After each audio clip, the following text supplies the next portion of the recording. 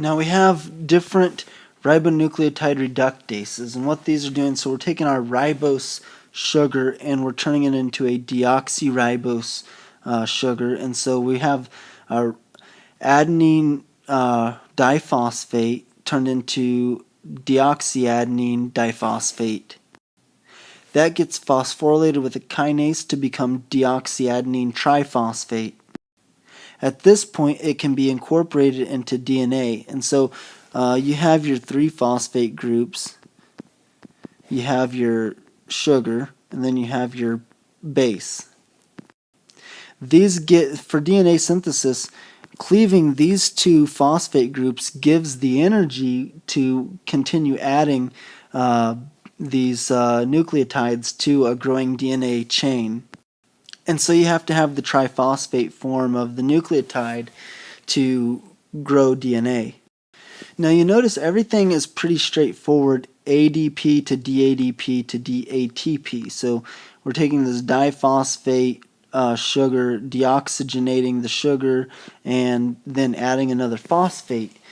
With uracil, however, you convert it into a DUDP, and if we form this into a DUTP, that would be deleterious because you could accidentally add uracil to a growing DNA chain, which would cause possible mutations. And so what we do first is we actually remove one of the phosphate groups, and then so we have deoxyuracil monophosphate, and you convert that into thymidine monophosphate, and then through a couple of kinase reactions you convert it back into thymidine triphosphate.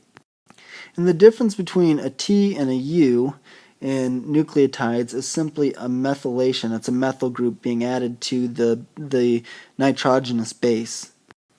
Now feedback for this is primarily through ATP and DATP. So ATP being the ribose form, the ribose sugar, saying, hey, I've got plenty of this, let's go ahead and convert it to the DNA form, the deoxyribose form.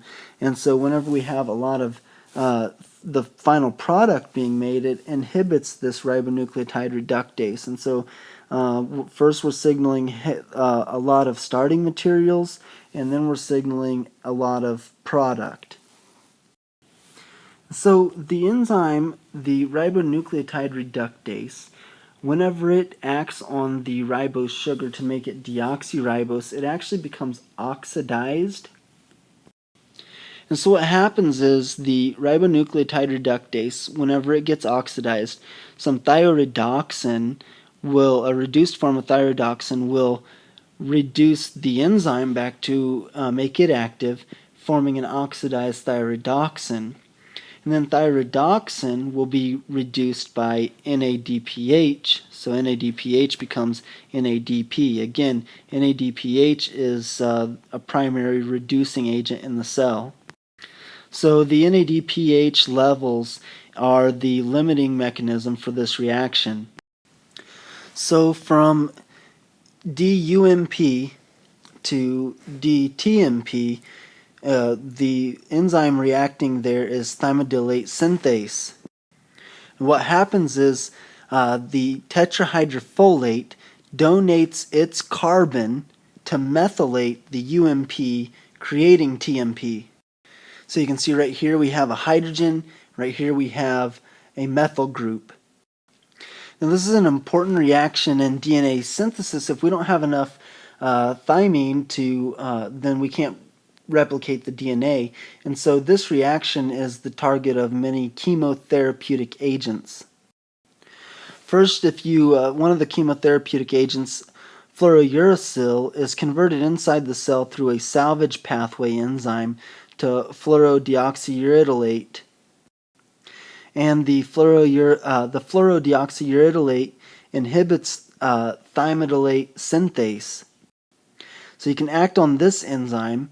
Another enzyme you can act on is the dihydrofolate reductase. So whenever the tetrahydrofolate donates its carbon, it becomes dihydrofolate, and dihydrofolate reductase regenerates tetrahydrofolate. And it regenerates it by reduces it first with NADPH, And so by inhibiting dihydrofolate reductase, you can also stop the formation of TMP. And two drugs that do that are aminopterin and methotrexate. And so by inhibiting DNA synthesis, you slow down the production of rapidly dividing cells, i.e. cancer cells.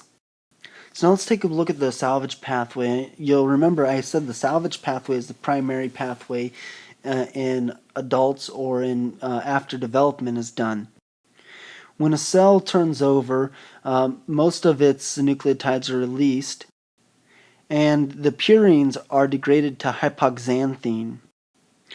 Now remember, we had the phosphoribosyl pyrophosphate molecule is important for adding the 5-carbon sugar to the nucleotides.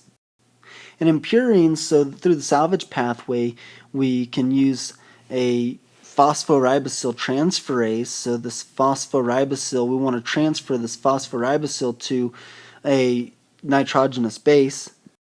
And there are two of these. There's the hypoxanthine guanine phosphoribosyl transferase, HGPRT, and then there's the adenine phosphoribosyl transferase, APRT.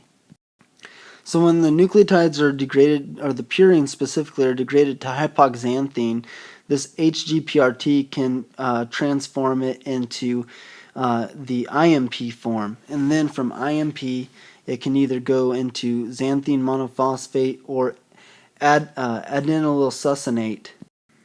Now in some cases, free purines are also liberated in our diet.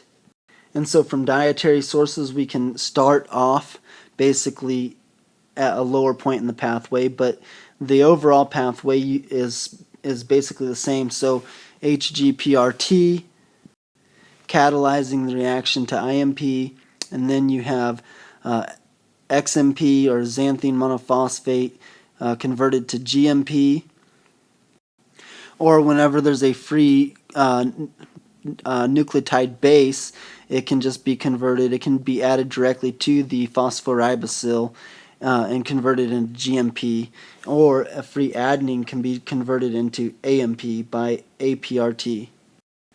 The important thing to notice is that each of the products feeds back to inhibit the reaction. And so AMP being the ultimate product will stop this from happening, and it will stop this from happening. GMP, same thing, it will stop IMP to xanthine, or it will stop guanine to GMP.